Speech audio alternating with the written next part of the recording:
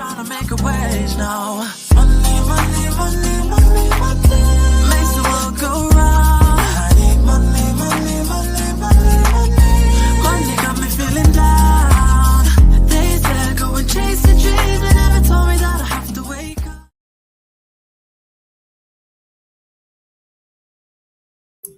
Hey, how are you doing? Welcome to Money Conversations with Mars. Back with you again. We are going to pick up from 2 weeks ago when we talked about our pre-retirement checklist.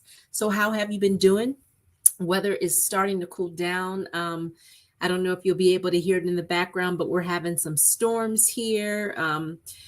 We've had this coming for a while because the temperatures have been ridiculously hot. We're talking 99, 100, and it reads on the weather app feels like 103. So hopefully this rain will cool things down so we can usher in the fall season. How many of you like pumpkin spice? I'm a pumpkin spice girl. I'm looking forward to it, but I can't drink anything pumpkin spice. I need it to be about mid-September. It's too early. They're selling it already, but it's just too early for me.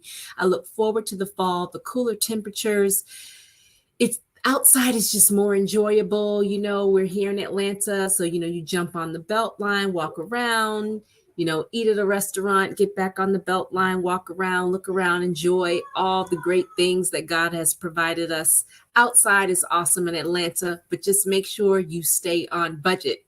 Budget your money for that Beltline walk because the Beltline will eat up all your coins, right? You can start at one end, and by the time you hit the middle, you're going to stop to purchase something, right? Even if it's a vendor who's actually on the side, you may see a musician and want to drop something in their instrument case or, I love Atlanta. It's nothing like it. And as they say, Atlanta influences everything. Looking forward to the fall. So let's jump right in. Like I said, we're going to piggyback on 2 weeks ago and finish out our pre-retirement checklist. So what else do we need to do? So as I am sharing my screen, here we go. We're talking about retirement. Let's make this bigger so you can see. And if you are listening to this after it airs, please put replay or something like that so I know that you are there. Always appreciate, those who view or jump on when it's live. Thank you so much. All right, let's talk about retirement. So 13 must-dos for your pre-retirement checklist. If after this you want to go on to Market Watch and look up Robert Powell's, the title is 13 must-dos for your pre-retirement checklist. And this is coming from Robert Powell's retirement portfolio. I thought it was really good. So to retire with or without a mortgage, that is something that we really need to think about. Do we want to pay it off, in planning for retirement? Or, people are purchasing homes in retirement age now. I went and did a little bit of research. Me, 44% of Americans between the ages of 60 and 70 years old have a mortgage. So this is something that you may want to assess ongoing. You may want to come back to this every 5 years and check. Do I want a mortgage in retirement or do I want to pay it off before? Where will you live? Are you living in Georgia? And maybe you're a transplant like myself. So in the retirement years, you are thinking about moving back home. Or, maybe you are one of millions who maybe want to move down to Florida. I wanted to see, where do people move or where should they move for retirement? So let me read this off to you. These are the following states that do not have any income tax: Alaska, Florida, Nevada, South Dakota, Tennessee, Texas, Washington, Wyoming, New Hampshire. So you may want to look at that. I found that information on the AARP website. And, that's the Association for Retirement or Retired People, big, huge organization. So you may want to read up, that's where you should go. They have a they have a loud voice during elections and things of that nature, and they're advocates for the seniors. So you may want to go check them out and see what they have to say, because you may want to look at cost of living and where your retirement dollars will stretch. Review the laws of retirement. So you want to know, how much money can you have in this mutual fund? How much money can you have in your IRA? If you have a 401k, you want to know, when should I transfer this over? When can I withdraw my funds? These are important, because if you're planning to move, or you're planning to purchase a home, or maybe you've been saving up all this time and you plan to buy your home cash in retirement so that you do not have a mortgage, you want to know how much you can put here, how much you can put there, and then when can you withdraw it without penalty. So you remember we talked 2 weeks ago about having someone who knows this information. You want to have a planner. It is so important, so very important to speak with someone who can help you plan out your retirement years, because what is happening now may not be happening 5 years from now. So you want someone who has their pulse on those updates. It's so important. And you want to get bang for your buck. So what you are saving, the vehicle that you may be using now, it may be good, but there could be better. But how do you know unless you get out there and start doing some research, reading up, contacting your financial planner, or if you do not have one, contact me and I can get you in touch with someone who can help you put these things into action. You just don't want to wait till you're 5 and 10 years out and say, oh no, I need to move my money, because you may be missing out on money. So let's get the most that we can get, and let's do that now.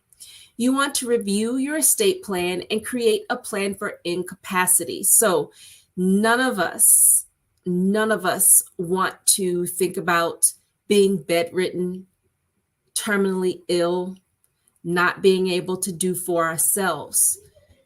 However, things happen. So we want to put a plan in place. Who is going to take care of us? Are we going to leave our home? Would we want to be in a facility? We want to look at our living will. Do we want to be resuscitated, or do we not? These things are so important.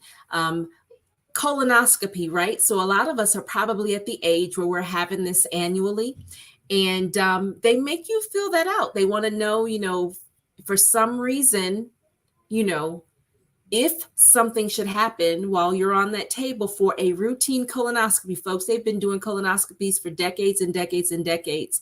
It's an in and out, it shouldn't be difficult, but if for some reason something happens, they want you to sign, put the check mark. Do you want to be resuscitated if something should happen? We have to think about that. A living will, machines on, machines off. Tavis Smiley used to say, check my pulse one more time, like double check, triple check, quadruple check. Don't let me go. Don't unplug me. Look, make sure that I cannot survive on my own. And we make light of things like this because, it is a serious matter, but you want to put the plan in place, let your loved ones know. You want to put it in writing so they're not having to figure this out. Can you imagine? Put yourself in the shoes. A hypothetical situation. Some of you probably have experienced this. A loved one gets sick. You weren't expecting it. And the doctor says, this is it. This person is brain dead, or these machines are keeping them alive, or to have to make the decision on your own, that's tough. Talk about it, okay? Whether you want to do it during Thanksgiving, Christmas, maybe not on Christmas Day, maybe the 23rd, right? Maybe not Christmas Eve. You don't want to bring down the atmosphere, but have the conversation, folks. I mean, the holidays, this is when everyone is together. Or maybe you're one of the fortunate ones, you're close with your family. You all may have a group on WhatsApp or Group Me or Facebook Messenger, or maybe you're using text. Have the conversation, set it up, do a Zoom. Zoom is free for the first, I want to say 45 minutes before they make you get a membership. Of course, being that I have a business, I do pay in case my meetings run over, that 45-minute or hour time frame, but it's free. Google Meets is free. Facebook Messenger, the video call is free, folks. Get together with your family and talk about it. Ask, what do you want? In case of emergency, what do I do? What should I do? Where is the paperwork? Where is the will? Find out, folks. Find out before it's too late. Prepare for the emotional shock of becoming a retiree. That's real. Some of us, I am some of us. I have friends who are retired and they just look like they're enjoying life. Oh my goodness. And I look at them like, man, I am looking so forward to the day when I can retire. However, for some people, that might be a nightmare. They're thinking about, oh my goodness, for the last, 20, 30 years, I've been doing XYZ. What am I going to do? What do I do when I wake up on the first day of retirement and it's quiet in my house and I've been going to an office and, my office buddies, and we go have coffee, or, twice a week I go out to lunch with this group of work buddies. And now I'm waking up every day looking around and it's quiet. It's different talking about it than, being there. Think about it. My godfather passed away last year, and his wife preceded him in death, but they were retired together for a very long time. Some people make plans with their spouse or partner, what they're going to do in retirement, and one may pass away.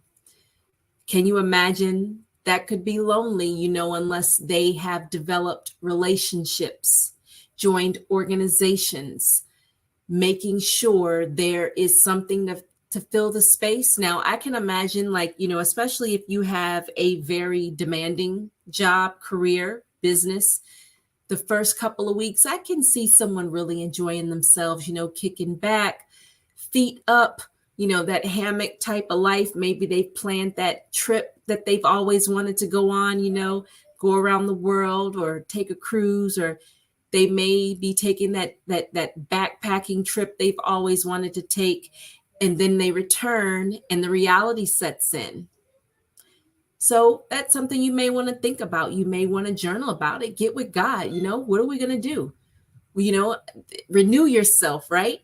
What are we doing? What's my mission? If I'm still on this earth, God, I know you have plans for me. What are we going to do in my retirement life? Who are we going to touch? What are you going to do through me? Have the conversation with him. Start to journal about it so he can tell you what you should do. Let me tell you, I'm not near retirement. However, every now and then that light kind of comes through that tunnel.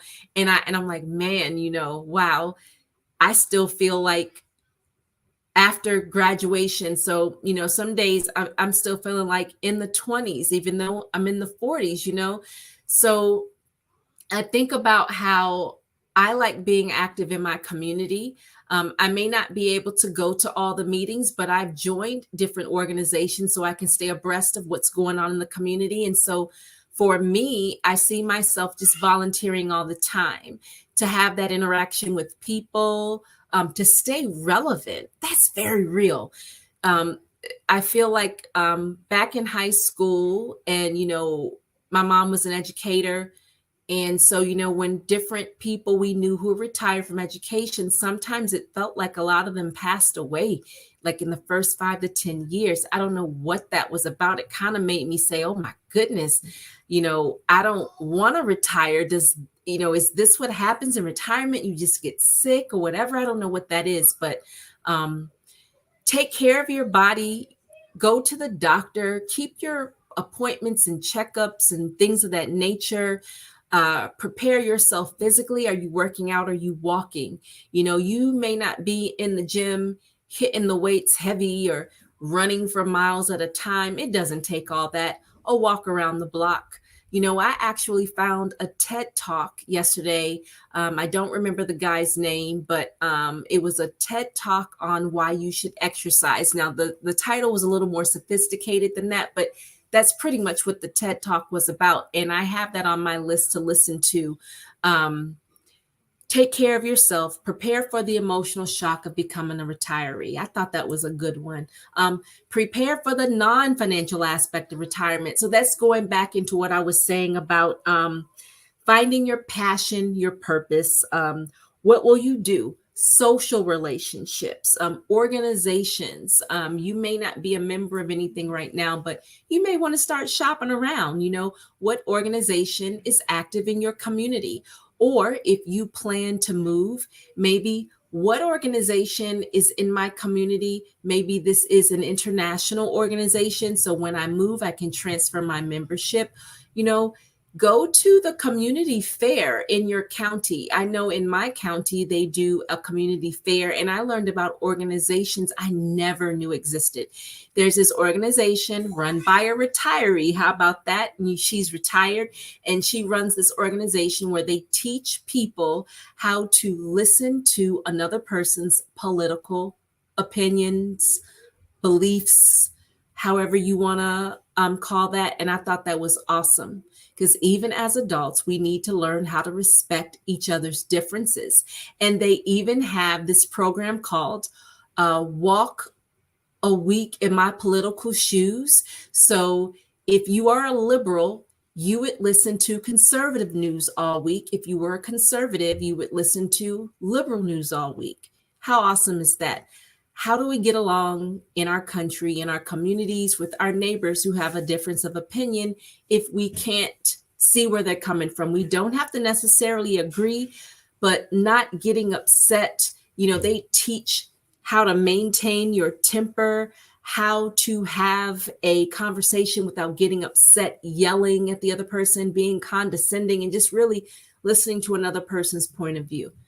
We need more of that. We need more of that. So that was an organization that I found out about at the community fair. So you may want to start visiting these fairs, the different things they have in your community to find out, shop around. What do I want to do in retirement? I mean, it's the same as college. For those of us who went to college, on the first day, move-in day or move-in weekend, all the clubs and organizations were out there on the lawn, and you could walk around and try to find out what you would want to do. Maybe mom or dad, guardian, aunt, uncle, grandmother said, I don't want you to do anything this first semester, just kind of get acclimated to your classes and getting up without someone saying, hey, get up out of bed, you have class.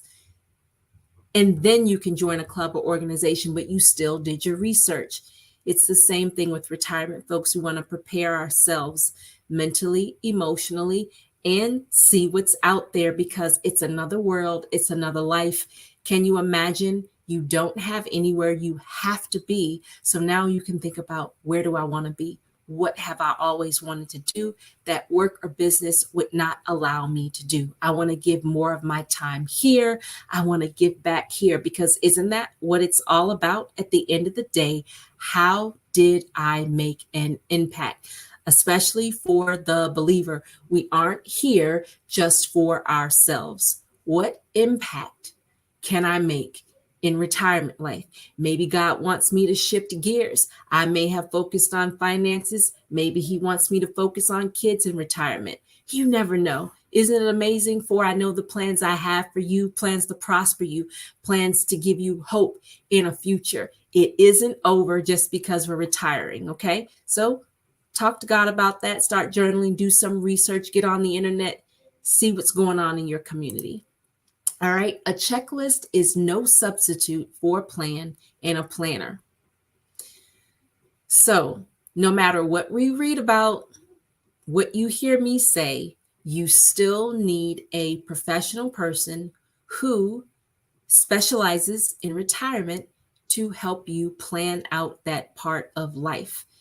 We don't know what we don't know until we don't know it. So if you have someone who has all the information, this is what they do, they can help you. They can shine the light in the dark places. Because again, we may know a certain thing or what we've been told or what we saw family members or friends do, but hey, that's when they retire.